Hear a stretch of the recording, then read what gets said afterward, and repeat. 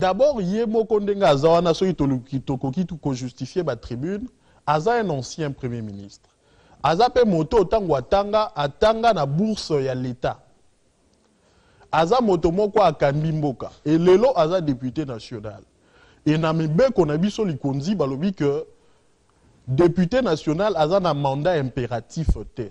Donc député national akoki koloba ndenge esengeli pona mboke avancé. Wana soki totali ba fonction na mosusu. Mais na ndenge ya parti, règlement intérieur, ya parti lumumbiste unifié, et lobi que militant lumumbiste, aza motoyo, foazwa maele na enyoso, acha yango na fonctionnement, na service ya peuple, pe ya mboka. Pe na souka nde babakisi ya parti. Donc, tino tango lelo, honorable Mozito, aza kobimisa ba tribune, azali ko contredire règlement intérieur te. Ce qui botali bien article wana na cirque article 41 o elobi que militant lumumbiste ce qui oza na ba capacité ce qui oza maele ko meka ko bomba yango te tchango na service à peuple. Deuxièmement, un autre article na katia règlement intérieur elobi que militant lumumbiste aza moto moko na politique abunda nde po na baba idée abunda po na batote. Eza te que non nga na problème na Eliezer te. Militant lumumbiste aza motoyo fois la kisabato que na politique eza nde bitumba ya makanisi. Eloko ekaboli opposition na majorité eza makanisi. Eloko ndo honorable Mozito akotisi na politique ya Congo yango wana. Na ba tribune to finga ka motote.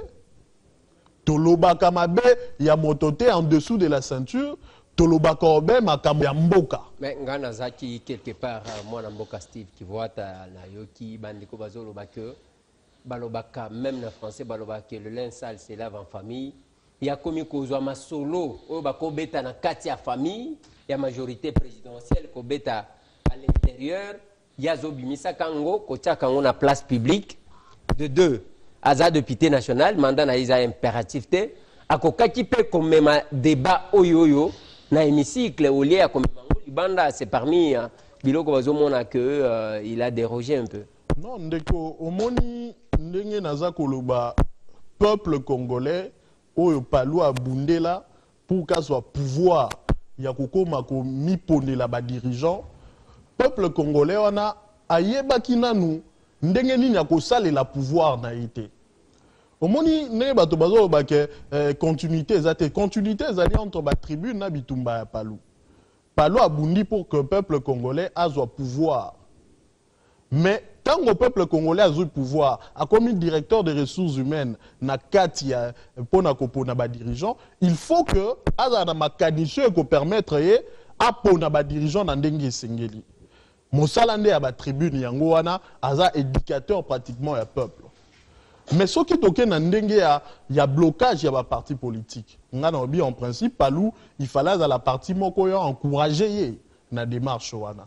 Mais na côté ya ki député national. Les autres monde akate toni ni ba pesa ba député national ba développer makanisi na bango. Ils a ka ebele makasité. Mais lelo ba député o wana ata ba ministre ata ba to tout ba kambaka bango baza na kati ya peuple. Faut lelo ba parti politique. Que ça soit la majorité, que ça soit l'opposition. Baye baka que moto moko aza likolo ya peuple te. Tango ya sali ba analyse à comprendre que loko la peuple aza formé ndenge sengelité, yango zo mona que na politique ya Congo makambo zo tambola te. To betela ko lisola politique ya match kwata te. Ezande loko lelo ezo salema. C'est-à-dire politique à Congo, au moins na match kwata ezande ti bozu Lionel Messi, ne to banda koloba, boche abeta bale na ba pomba. Ce qui arbitre aza aveugle Lionel Messi a kosa elo côté. Et loko biso to banda koloba banda kala ya kwa ba tribune et ya kipona nde et la Moussa arbitre et fongola emiso la kisaka au monitango bako linga balongola moto pona za ko mema makanisi. Boye bande wana nde match kwata. Tango boko mona que moto moko ya opposition ko ya afinga moto ya majorité kaza rwandais wana za match kwata. Tango moto ya majorité akoya lobake no ba o wana baza ba miyibi to batindela bango ba policier ba beta bango masasi wana za match kwata. Biso to lobaki politique eza match moko fo beta ma arbitre a fongoli biso so que opposition a sali faute arbitre a sifflé yango nde il fallait to lamousa peuple congolais ce qui majorité a sali faute arbitre pas sifflé opposition a sali faute arbitre pas sifflé politique nde yango wana mais bino bobeta nde balé comme ça ba spectateur ba sepela ba bakete bato on a majorité bazo beta balé malamo mais ce qu'il faut ezali bo siffler mais malheureusement toyebi kaka que politique na biso ko zonga kaka na match kwata biso tango toza combattu boye toyebi place nini makambo wana ezouta mais ndenge na yebisaki bino honorable Adolphe Muzito na biso bisusu toza pe bato apalu tozo tala tokobunda kaka na kati ya palu parce que palu ezali tradition de konangai batata mususu baza wana basala 40 ans ala na 20 ans asali 40 ans batata omonaka 60 ans wana ezateke babotama bampaka abotama azala na 20 ans abanda kobunda na kati ya palu asali 40 ans lelo akokisi 60 ans pona ye palu eza marque déposée pona ye ayebi que palu eza parti moko eza na mission pona mboka Congo. Est-ce que Adolphe Muzito a cotisi recours ango basengaki ce qui a moni que c'est injuste sa suspension alors à kokotisa na ye recours a cotisi recours aza homme d'état makambo nyonso interne wana ekobundama na ndenge interne azali akoki kosundola ba militant ya palu te parce que toyebi ke ba militant ya palu na majorité na bango bazalaki mécontent ya décision wana bayebi te ndenge nini euteli wapi donc ye akoutiliser ba voix nyonso oyo esengeli mpona kotala ndenge nini décision wana ekoki kobongwama parce que toyebi que patriarche Antoine Gizenga azali moto moko oyo abundi bitumba mingi plus de 55 ans ya lutte politique abandi na 59 na sur 56 ans il y a lutte politique donc aza moto moko na ba lutte ya sala tokoki su kokitise na makambo ya mike wana te lelo abundi pona indépendance aye lisusu abunda pona démocratie aye lisusu abunda pona bongwama ya peuple congolais pona kite ekolo emata bitumba wana déjà ezebele 55 ans elite eza moke te mais bato peut-être bazo comprendre lutte wana te o balingi ba dérouter palu ba dérouter peuple congolais par rapport ya ba objectif auto za rango bato wana ndenge patriarche alobaka lelo palu existence tango evandinde na makila ya ba martyr soki yo lié olingi obongola palu omemango na ba intérêt na personnel parce que va promettre au poste moko quelque part yango olingi obongola bitumba ya palu suka toko timbela yo kaka. Voilà na bandi bandeko question ana bozalaki kozela ngonga pe na lobaki que na kolekisa ngote mais ce qui est vrai dans tout ça est que quelque part avec tout ce qui a comme divergence bozo créer bino bato palu est-ce que bozo que la patriarche d'abord mawa pour qu'il puisse se reposer ou bien bolinginde mutuna ye ata la penza bitumba oyo asala sala abanda lisusu na âge oyo azanango je crois que bao bakozonga na raisonnement na raison bakosala malam nalingi tokota na 7e tribune quel que soit makambu ya ba suspension Adolphe Muzito abeti lisusu tribune mais avant cela il y a comment eloko moko na flashaki wana nalingi o pesanga yango ou interpréter moi muki mais qu'est-ce qui va se passer na bandeko oyo babima na liste ya amnistie mwana mboka Steve lelo batu bakombo ebimebele batu wana ti lelo bazana kati ya makala bazana kati ya ndolo batu wana bakangami ti lelo qu'est-ce qui va se passer est-ce que bako fongola lisusu ba audience basambisa bango soki bakosambisa bango na ba feni oyo basi balimbisaki bango ou bien kozala ndenge nini parce que tozo comprendre te zana batu qui ont fait autant de mois basambaka te bamsu babimi na liste ya nini a tolobi ke heureusement que ba comprendre makamsus honorable Kiaviro azo samba lobby le 21 alors qu'est-ce qui va se passer na bandeko wana dans les noms et bima na liste ya amnistie mais ti lelo ba libéra bango te qu'est-ce qui va leur arriver ndeko wana eza kaka kutelo otoki ko débattre te eza ne problème ya exécution ya mibeko omoni ntango bozwi mibeko eza lisu na ntango ya korefléchir te bo exécuter mibeko yango nde babengi état de droit te mboka na biso soki tolingi to avancer il faut to apprendre ya ko respecter mibeko. Donc wana na moni te tina nini ya ko débattre na yango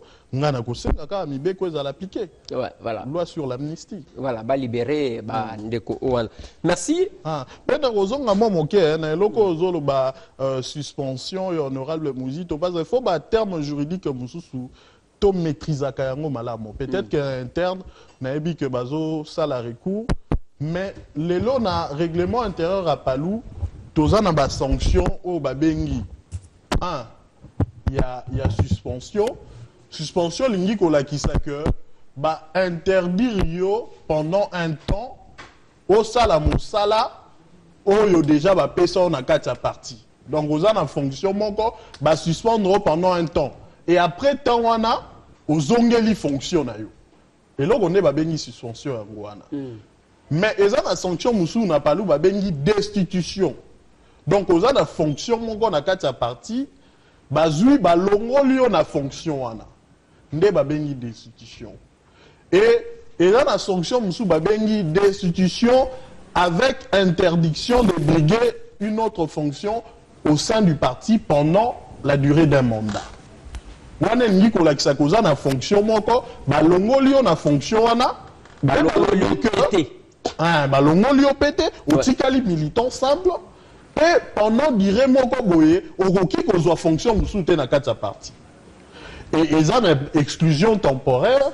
Wana balongoli yo na nous qualité à militant pendant un temps. Et na sous que ça exclusion définitive, wana ko zalaka lisusu militanti.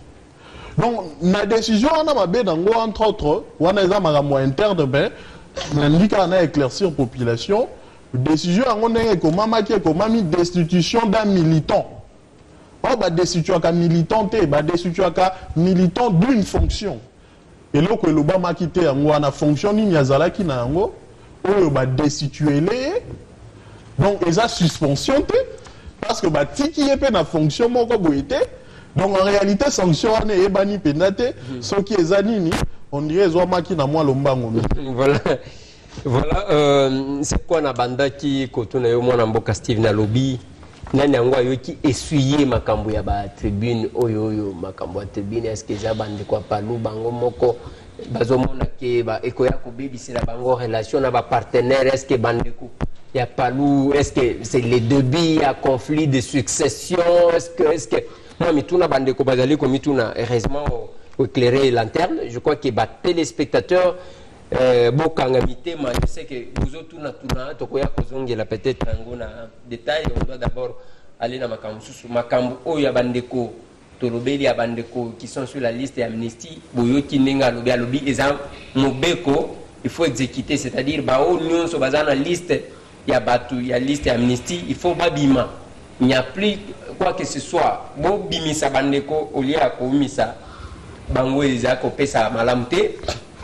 Madame Steve, bien que suspendu, 7e tribune d'Adolphe Muzito, à Titrango, de Mornay, point d'interrogation, à Zomitoun, ni la ligne à l'Obanakati. Et ça, on va bien que destituer de ses fonctions. On a tout respecté, Bibeko.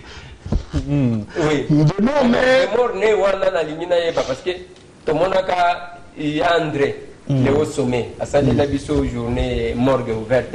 Maintenant, quand la mornée, bana baboaka kana bamboul, ndé yangwa linya lobela mornée. Et zanini mornée nini. Non, de mornée ndeko ezaka rapona ko interpeller. Bato peut-être ba yeba rôle ya ba tribune te.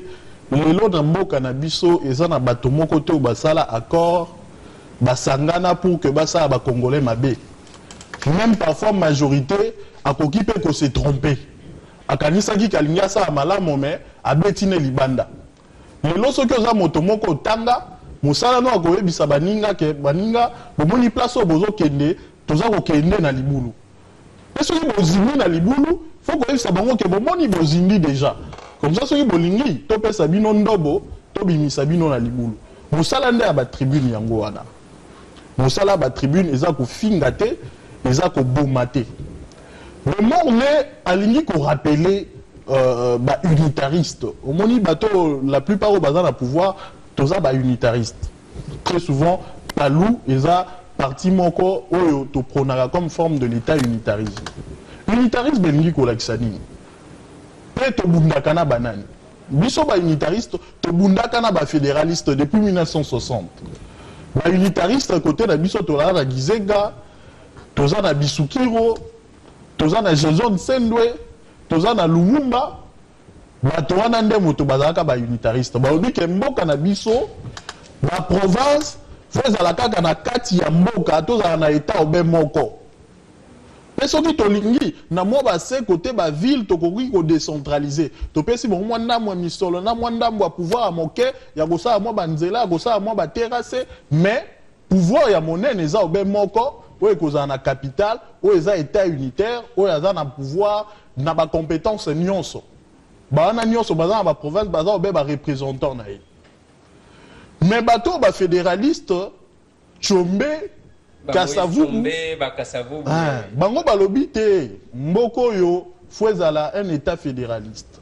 Fédéralisme nyo olakisa ke na Kinshasa boza na bino na pouvoir central moko wana o babengi état fédéral, mais ba province fwe comme ba état fédéré. Parce bango bando ba ke moto province nyonso eza na ba tribune nango, eza na ba diversité nango, eza na makambo na yango, eza na ba langue na yango, tokoki kozala ensemble te.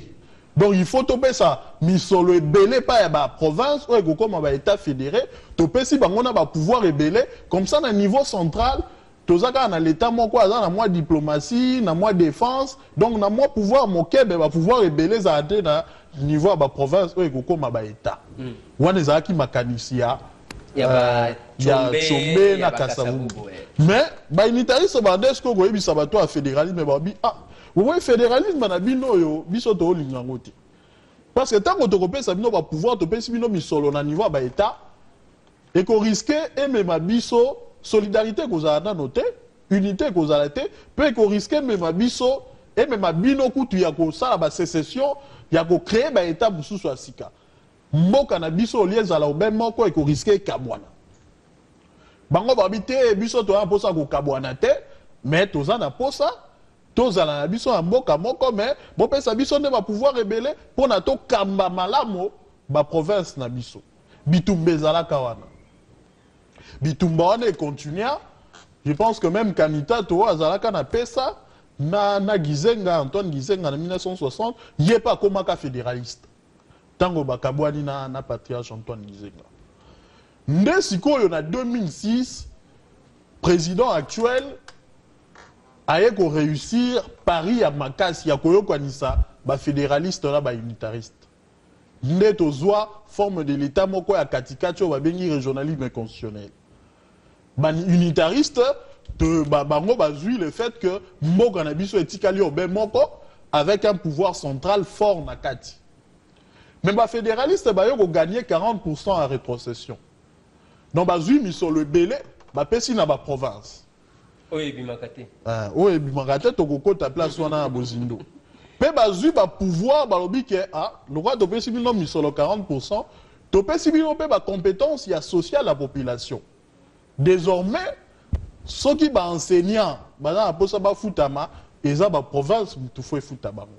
Ceux qui ba lingi baza la recruter, eza ba province mutu fwe recruter bango. Ba 25 ceux qui ba lingi baza la recruter, eza obe ba province faut ba recruter bino. So bo to ngabité ba hôpitaux n'habité lo ezo obe ba province. Toke lisusu na troisième nini agriculture. Ba kambwa kolona ba pesi yango pa ba province. Ba zu lisusu pona ko recruter ba agronome obe ba province. Ba chef coutumier pe ba pesi bango.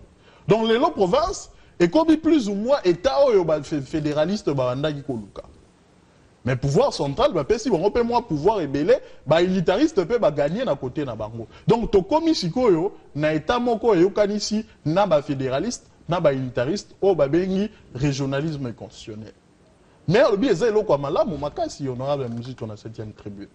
Mais malheureusement, compromis en haut, au lieu de saler l'ango, tozo saler l'ango te. Na première tribune, on a dit qu'à l'obé état sans province. Mais si koyo tango ayeko lobela le morne alobeli yango na ndenge nini omoni ba mamo bazaka maladi kili soki aboti mwana kufa te akobota mwana moko aza enfant prématuré na ba maladie kilikili yango wana nde ba province asika o to uti kobota. Donc au lieu que de planifier, au moins au moins faut planifier les aides. Et puis que moi faut prévoir moi ma couche, moi ma biberon, tout ça. Mais la province n'a biso et botami, on dirait bah ça en gros na improvisation, na impré. Bâtiment, il y a ko yamba ba province ezate.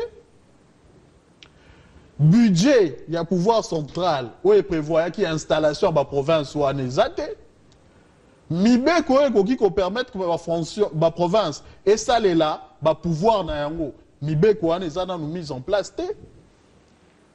Moi minimum il y a logistique pour que la province ait fonctionné ezate bango moko ba province en termes de ressources propres o ba ko mobiliser dans un bref délai bazali na capacité wana té.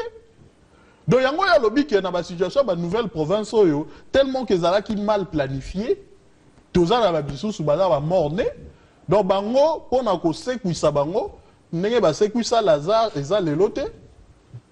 Pe bango baza va prématuré il faut pas mettre la moussa bango mais et que c'est un temps ébélé. En population, c'est que le gouverneur a commis peine. Au lieu que le gouverneur a résoudre le problème, le gouverneur est mon gars dans l'hôtel n'a la place à coller la tête, n'a la place à travailler.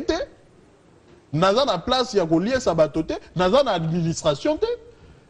Donc gouvernement wa yesi kana population, yé moko nano aza ko miye baté ndenge nini ya ko fonctionner. Oh mais wana je crois on doit continuer pour développer cette tribune mais je crois que wana mwana mboka Adolphe Muzito a Betty Poto dans le sens que ngai na sina tuni ba responsable quand même parmi le ba responsable ya gouvernement Matata 2 oyo balobi que ndeko Eliezer eza lokola ozali ko inventer parce que les territoires les districts ba chef lié ba district wana ko yamba ba chef lié ya ba province ezala qui ko vivre nango ezaka continuer c'est juste continuité c'est juste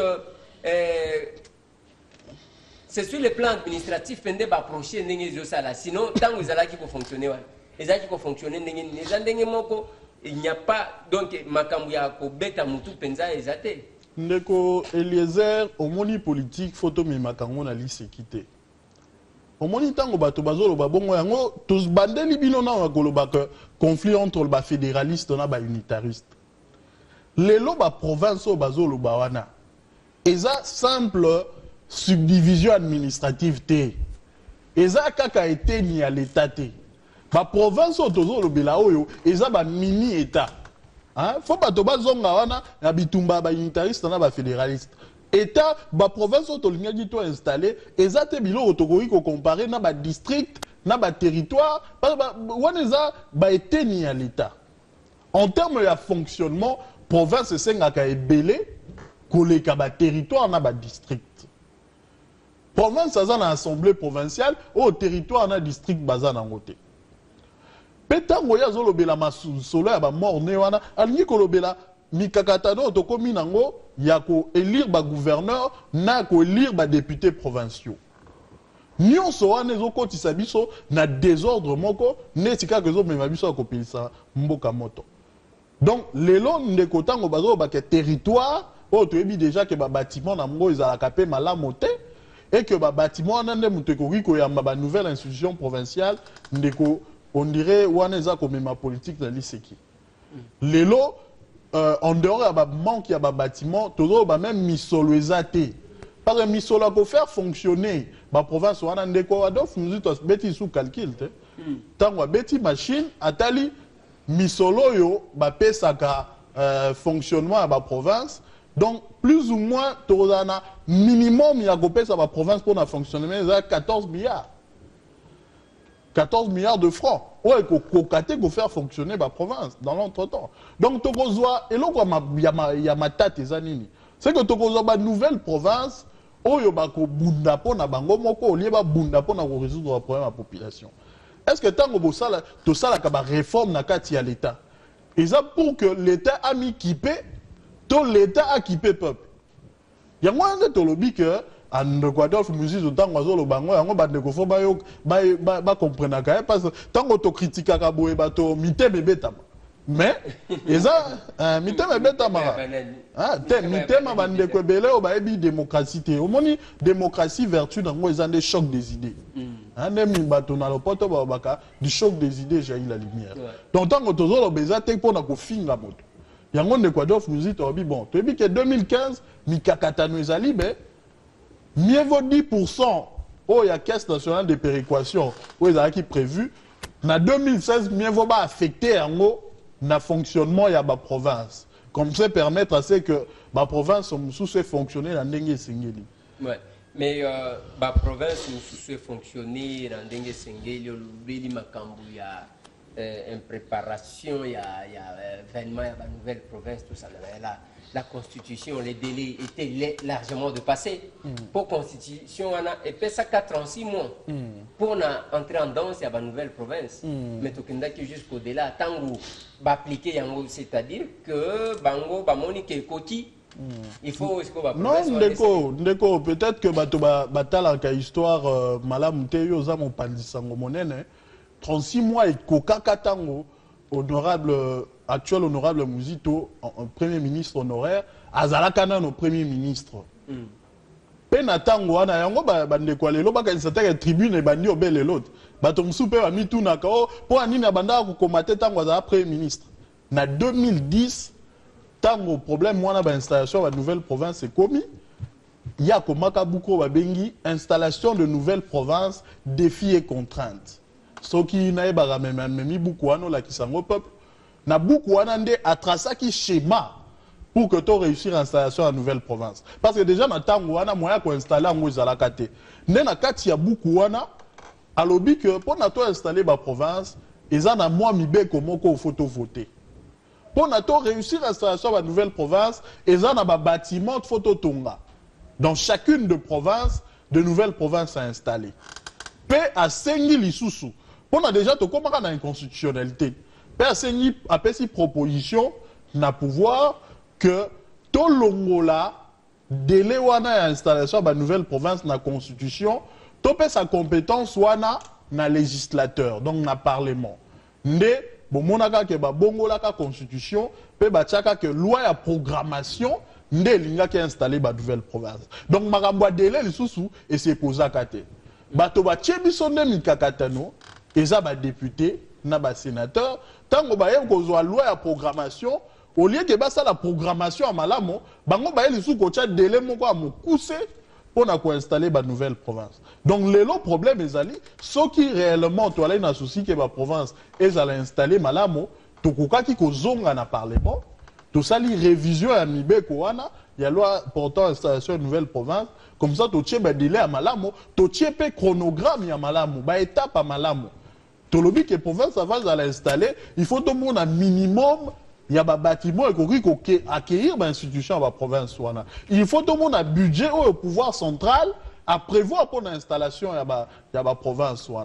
Donc, bakoka qui est programmé à partir de Mibeko. Et là, on est ça les quitté. Donc, tous les sous la contrainte net inatango ya constitution à l'époque honorable Muzito wana bengaka ngo mobeko et abengaka ngo buku abengaka ngo tribune te petango wana zalaka sanctionné même pas donc en tant que premier ministre apesaka makanisi nae pe mbamaka musu basaela ngo neti loi ya programmation makanisi musu bazwate o lelo tozo betela lisukuka donc ezaka continuité à mosala ne o abandaka kosala depuis kazala même premier ministre. Oui, mon nom est Steve. Est-ce que makambo province en tozo lobela sur le plan politique est-ce que ils appellent une difficulté quelque part évoquée parce que awa au cas qu'une introduction dans le lobby ce qui s'est passé à Mwanda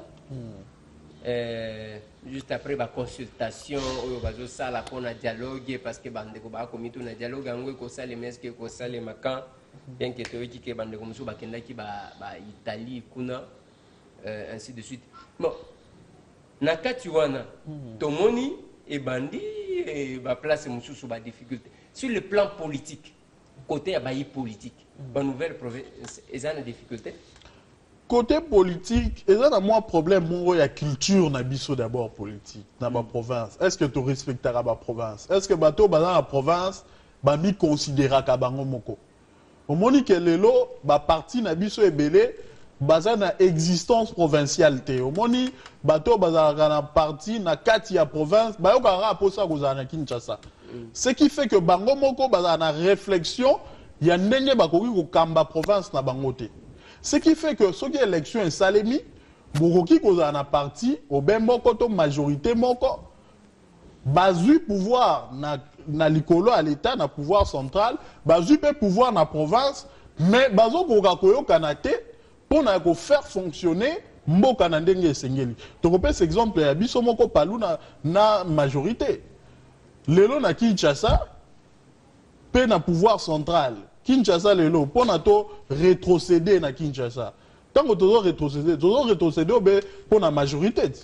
Pourquoi tu ça là à côté?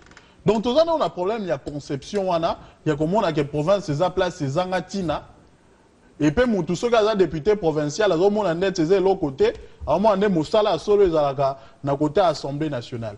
Peu opposant et belé. Voilà tu obéis majorité. Provinciaux balia ka koleka ba député nationaux voilà. Parce que bango mutu ba vota ka ba gouverneur kuna ba caché bango mutu ba vota ka ba sénateur ba caché mais wana osali analyse na ndenga prédation mais lelo na ndenga mosala au moins que basala ka bongo mais ba province zo fonctionner ndenge singélité bazo se contenter à kolia or lelo il faut mwana mboka Steve totala awa tozana Kinshasa au moins tozana RD Congo mboka oyangai l'Assemblée provinciale et quoi ça va membre du gouvernement au sali mabe ba sanctionner yo et salima na l'Assemblée provinciale est belé mais Assemblée nationale oyo même pas ngungi et quoi yate ba motion quand na yo ki mususu pe qui se dit de l'opposition alors qui était toujours ça la démarche oyo pour que gouvernement matata bakoka ko expliquer batou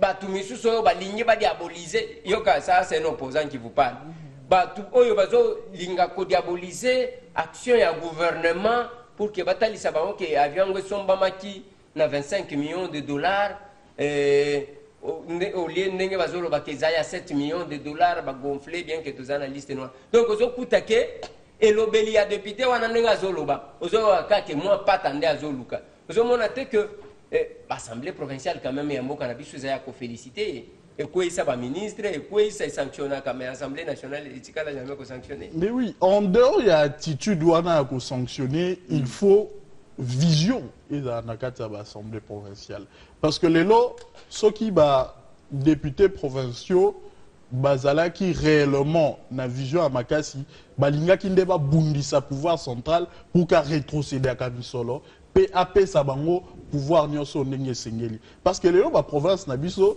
ndenge on aura le musique à l'obaki ils ont existé non ndeko au moni mot à dire c'est trop dire au moni peut-être que même député provincial tango ba koma kana pouvoir central ba bossa na ka bazala kana mikakatano na niveau ba province pour que bape sabatumi solna pouvoir ce sont pratiquement les mêmes personnes pas etolaki sio que ezaka ka ba parti au bemoko au ezana niveau à pouvoir central peu ezana niveau à ba province donc c'est que bato moko pe bako makaya mona pouvoir central bato moko pe parfois bazana na niveau à ba province est-ce que na lingi na ba place wana kozanga ko pesa misolo na ba province eza manque ya volonté ya exécutif ou bien eza ya parlement national tokoki koloba bango nyonso parce que les gouvernement il fallait exécuter oui, mais ils ont un budget ils ont un mobeko oui. Babengi loi budgétaire déjà loi de finances où il prévoit que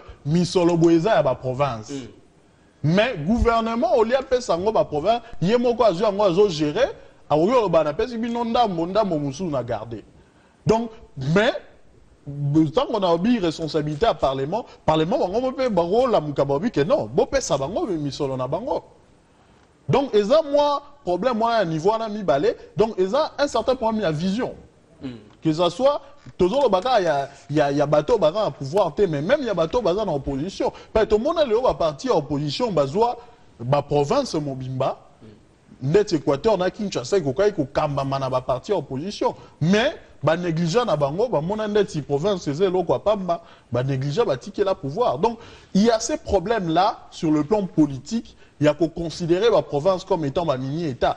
Or biso to la kisana bato que fonctionnement les lois de l'institution et ça résultat il y a compromis. Tant au compromis on a tout ça la ngondenge singélité et qu'on risquait la musabitumba entre ba fédéraliste na ba unitariste ou que ça a mboka na biso évoluer malamu te. Voilà moi na mboka Steve toujours que malembe na suka ya émission mais Adolphe Muzito a ceux qui kaka na ko critiquer ou bien a sali quand même ma suggestion. À la place nenga talisi wana talisi ba difficulté talisi ba contrainte talisi même sur le plan politique et ekoti ko sala parce que ezape na ba ko mususu makamango ya ba nouvelle province o toujours comprendre te oki ba mbata ndenge zo lela na ba province asika ezande yo oyeko percevoir yo za service ya wapi o yambanda ka yena tu apa ko sala nini mbata oh yo uti wapi oh batini ngai ba fetanga na mbanda yo d'abord za mtu colonie ya mungala zonge pa na bino donc comme ko sale mandengo wana donc place ezaneti l'état ekufi ndenge ya lobali bosuke ta sans province lokola l'état ekufi soki okatisi kaka bao ba fekta liboso tango ba province la ki liboso mibimba bazana difficulté à fonctionner. Ah ouais, comme batuna ka oza mtu colonie oza ya province nini yo ezana kasa yo mtu Sankuru siko awa na mbujima yo zo sala nini Sankuru pe kuna batali yo ba affecta yo epana ngoi kasanje ale zonga mbujima mamwani mbango azongi. Mais qu'est-ce que Adolphe Muzito suggère par rapport à ba biloko nyonso yazo suggérer ni déjà na ebisaki yango ndeko to boti déjà la province mornée na ba province prématurée mikakatano yango wana mais donc ba mornée ba ke wana ekotelema kate kotambola kate wana photo zelaka Jésus nenga la musaka Lazare peut-être que ba kolamuka lisusu mais tino lelo toyebi ke mikakatano eza makasi na ba province wana parce que là ba province mususu olie ba kabola misolo bango ba kaboli baniongo batali ke non ndeko Eliezer na famille na bino te boala liboke bokabwani misato papa tikeli bino nde baniongo oh yo zo 200 millions à nyongo yo zo 150 millions yo zo 100 millions donc ba problème mususu général kanemi au lieu générer misolo yango général baniongo donc on les a morné mais il y a pas si proposition que pouvoir central a un processus wana il y a installation à nouvelle province na maboko plus précisément 10% de la caisse nationale à péréquation va orienter en gros vers le fonctionnement de la nouvelle province pour que la province mususu et comme manandenge segeli. Mais proposition mususu à monene et ça il y a pouvoir central il y a qu'à établir une vision il y a qu'à sangisa la province il y a qu'à ça banzelo et qu'à sangisa la province entre bango. Pe na kati ya ba province ya kosala banzela oyo ekoki kosangisa ba ville entre bango ba territoire entre bango wana tozongi pratiquement la 4e tribu oyo alobaki état sous-endetté esprit de pauvreté ou d'émergence pe lelo vision ezali kaka na ndenge wana il faut to mobiliser bisolo ebele pour que to réussir ya kotonga banzela wana ya komema lotili ki pe komema mai na ba province oyo eza prématuré pe ba province oyo eza morne pour nato espérer au moins que eza la ressusciter pe lelo vision ezali que l'état faut anlima kokomisa ba province na biso ba mini état ki apesa bango misolo na bango ndenge esengeli parce que lelo ndeko Eliezer soki oza na ba nyongo soki oza na mutu moko aza na nyongo na yo avant que yo defa pa moto mosusu il faut moto wana no ya nyongo afuta yo sima yo odefi pa moto mosusu oki kodefa pa mutu to bakete mukolo oya kofuta nga nyongo nde na kozwa misolo wana na futi yo akomona o sérieux te eza ndenge mona ba province na biso mpona bamatisa mpe nkita na bango ezosenga ke badefa mpe misolo pa bapaya mais mpona badefa misolo pa bapaya il faut pouvoir central ye mutu adefela bango Mais avant même que le pouvoir central ait défait la bango, il faut que le pouvoir central appelle sa bango, misolo na bango, oh ya zalakanango, oh ya pe sakate. Na ville à Kinshasa, tu le en hôtel, l'enfer au paradis, tu dis que tu as 120 millions de dollars, il y a crédit d'investissement à la ville à Kinshasa, oh le pouvoir central appelle sakate. Donc, il y a une province, nabiso, moyen est télémésaté. Tant que vous avez télémakate, tu risques honorable Adolphe Muzito Alobi, to la Mosabi Tumbawana entre les fédéralistes et les unitaristes. Voilà, mon nom est Steve, tu as presque une émission nabiso, mais question d'actualité, tu as annoncé qu'il y a un go. Yo tango yo tike mboa sumboa e yindi na mwanda bisika président national ya Beden Bundu Damayala, Bundu Dia Congo, honorable Né Monantemi. Deuxième descente n'a après consultation parce que ça fait depuis des années Azaki autorisé te ndenge moko alobaka ya okotaba Congo. Bakeye na consultation ko kita liboso akiti na luozi to yokaki mais ya mibale o ya mwanda toyoki o yekoya. Mon commentaire en tant qu'acteur politique. Non, en tant qu'acteur politique, il faut que les politiciens au Congo respecter le peuple congolais. Au moni peuple congolais, à Kembi Mouamingi, tant qu'on a la démagogie, parce que je fais partie du peuple congolais. Le peuple congolais. Peuple congolais, les lots, Azali Naposa, ata avancée économique, ata bongwana économie et salaka malembe mais au moins to kendobe na nzela wana pe pona to ça ba avancer politique ata ya malembe il faut to za na stabilité politique to kozwa ka yango soki toyebi ko respecter mibeko ya Congo ko bandana na mobeko likonzi pe na mobeko ya seti otangaki ba loi d'amnistie na wa mebeko to ya moke wana o nde ba bengi état de droit. Donc moto moko te fois se permetaka ya koluka ko tsa peuple na poche pour na ba intérêt na ye. Tolobaki yango busala entre autres ba tribune za bongo tolingi to la musa peuple e ba musala na ye pour que ba politicien ba kanisaka que le peuple ya comprendre makambo te na ko ya na kosi pour na ba intérêt na ngai bato ya bongo ba exista ka lisusu te. Donc ndeko leader otangi wana ya Bundu Dia Mayala to respecta quand même makasi moto nyonso peuple azaka na sima na ye pona makanisi na ye to respecta kaye mais tout simplement bato fo ba yebaka toza mayele ndenge nini atozali leader ndenge nini atoza makasi ndenge nini mibeko eza mibeko photo respecta ka mibeko moto azali kolo a mibeko azate. Et c'est juste une proposition en tant qu'acteur politique à l'objet transition à 3 ans. Il y a mon vice-président de la République, moni vice-président Bazala, moko ya Congo, mususu ya donc Bazala la langue 4 langues nationales quoi. Moko ya Congo, mususu ya Baswahili, mususu ya Bangala nabite ceux qui Baswahili yango Bangala ba existaka. Mususu bon batia ba vice-président lokola 1+4 bis nde yango proposé bana mwanda nde batomboki wana balingi makambo ya transition. Omoni ndeko Eliezer na moko babengi l'état ba makambo ba tribu wana makambo ya minoko izalaka te. Mais so totali bien malamu to komona même na ba Congo kokendo kuti bato ya ba fleuve bato ya boye okena ba ndundu yo kanisi ke bato yango ba lisanga okuti bambala okuti ba pende okuti basuku okuti bo okena kasa okokuta bato bakabwa to ana plus de 450 ethnies. Donc tout le belaka makambo wana te. Lelo mboka na biso toza ba problème kili. Bitumba lelo nga na lobaka ezalaka bitumba entre ba valeur na ba anti-valeur. Toza bitumba entre ba compétent na ba incompétent. Lelo bitumba ya Congo fo ezalaka ba incompétent to mema bango basa aso mosala ni ba kosala batikela mboka na ba compétent. Parce que ba compétent de mokoto ba ko résoudre ba problème ba Congo. Pe lelo compétence et kozala pas moluba compétence c'est pas Mouswahili, compétence c'est pas Congo, compétence c'est à Kana tributé, compétence c'est à mon côté, compétence c'est à compétence. Il y a un autre lingato ramener débat politique dans ma canisi. Comme ça, bah bah incompétent. Oh il y a politique parce que bi on a ndekone à Kasta ya zawana, ouais bi que ndekone à Swahili ya zawana, ndekone à Mukongo ya zawana, batabongo bazala kate.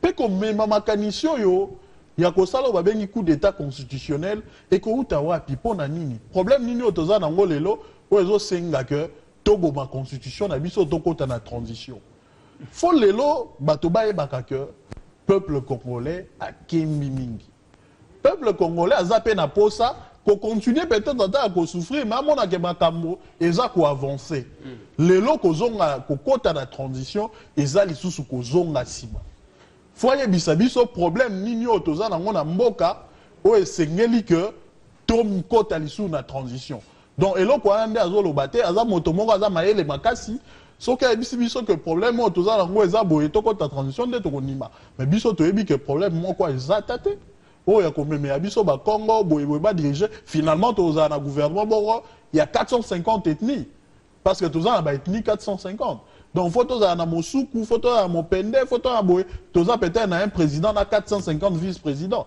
wana nde ekotambola malamu mais soki amemi makambo mokongo akozala mokongo ya bakongo to ya bandundu ntango amemi moluba lelo baluba kasai ekomi na 5 provinces ekozala ya kasai oriental ekozala ya sankuru moluba mosusu akoba bato ya sankuru bakoba nga aloba ya chiluba te donc omoni ke ndeko na biso wana aza moto ya mayele makasi mais mayele fo et les cacatés, sinon tu ça ba monstre. Congo Airways avant évolué sur la liste noire, il y a Nalingio Salama commentaire Mouké. Non, gouvernement. Moi j'ai posé la question au Premier ministre à Robiké, ils ont daté en 2007, donc moins de 10 ans. Moins de 10 ans, parce que au moins il va qui ça même entré à Mitouka il y a 10 ans. Il y a un autre qui pour que naïba ceux qui a petit ça Mitouka il y a 10 ans. C'est quoi Zoko ça avion il y a 10 ans d'ingénie. Il y a le biais il y a 2007. Mais le biais est en liste noire déjà avant qu'il vole. Commentaire? Voilà, les gens biloko mususu za makambo politique te. Moni biso nyonso to sepela ki to za na pe pour de biso. Mais sur le plan international ba normes ezali ceux qui mindele basali abus dans kanisi que département juridique ils appellent à niveau à primature tout conseiller principaux bazawana pour que bata makambo mais il faut pour que tous à la respecter il faut tout respecter la norme internationale sinon t'es torobanda obima ridicule. Voilà, immeuble ya Jekamine na poto mise en vente aux enchères les assoni pour na mboka alors que to ezaka kabo alors que batia ba locataire bazakuna ndako moko munene nango moko tosaki nango non lelo ndeko pona kokamba foto talaka misolo tozo kotisa est-ce que zokoka kofuta nyongo toza nango gestion de yango wana foto sala keloko moko te décoratif bato ba mona be makambo zali ko salema honorable Muzito na 4e tribune alobaka vision il y a qu'au désengager l'État dans l'entreprise publique. Parce que les entreprises n'ont pas belé zalaka, misolo bazo généré, ils ont quand même pas qu'au foot à nyongo ba fournisseur, na nyongo, oh y a bateau basala capo na bango. Pe outils de production na bango, machine basale laka et fonctionne à kalisu souté. Les autres ont mon a stealth et comment luxe y a comment on communiqué à des stages, moi comment au pia kanda. Bobi déjà que bozalaka l'otili quitté, bozo on a 22 heures, bazo sabino que au délestage de Kozala pendant 2 jours. Pendant que binomo boyebi que l'otili qui yango ezalaka déjà té. Donc lelo il faut nécessairement pour nato résoudre le problème de l'entreprise publique de biso, il faut tout dans la vision moko où l'État a évalué où l'entreprise est nango, ce qui est valoir 5 milliards. Ce qui tolobi que bon, il faut 15 milliards pour nato la moussa ba entreprise, peut-être que l'État na biso ko tika na 30% na ba entreprise na biso mais misolo mususu yé comme ça l'entreprise na biso comme ça mosala sinon te même ma nouvelle province oyo industrialisation ko kende ndenge ni na mboka kuna hein au mona moi l'otili qui pour que ba industrie ya e bongo la ba maïs e bongo la na ba biloko mususu na masanga e bongo la na ba produits manufacturés et ko ça la ndenge ni sans l'otili qui sans paille. Merci mon Mboka Steve Kivuata. Merci aussi Bandeko Balandina Bandi à l'Eloto Sukisi Awa parce que na moni mon Mboka Titi à Lignako Takoto na plateau pour à Salibu à Lingi. To comme vraiment na suka na mokolo lelo to beti ba masolo ya ba Congo ba solo ya ba Congo Airways bandako ya Jekamine vente aux enchères soni ou bien zaka ndenge na biso tokoya kobeta masolo ya après dialogue oyo toyoki ke esalemi déjà na Italie bato toza même na liste awa balobi nde bao bakendaki tokoverifie likambo ya amnistie.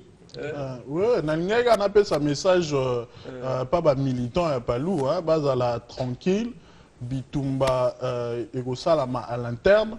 Donc honorable Muzito parti neti palu eza parti moko eza makila na ye abundela abotama pe akola à l'autobe palu. Donc akoki kosala mbango ako créer parti mususu te akobunda pour que parti na biso etika lobe makasi pe ata parti na biso yango ba pelisi yango moto et commis cendre des cendres à la Moussapalo pour comme parti moko à makasi. Donc bato ba bangate basa mobulute ba bukate parce que tozo ka ba côté mususu ba militant ba lingi ba buka ba siège ya parti basa la yangote parti ezobe moko basa la te marambo ba ennemi ba lingi ba to sala to bunda obe entre biso bato apalu to tika ko sala bongo te. Merci beaucoup mon Mboka Steve parce que ngamutuni zakate ba tribune suyo na nini pour le nini suyo. Voilà. Tolobeli makambu ya amnistie bandeko yo balimbisa bakosambisa bango lisusu ou bien kozala ndenge nini botika bango bakende honorable Kaviru azo samba lobi.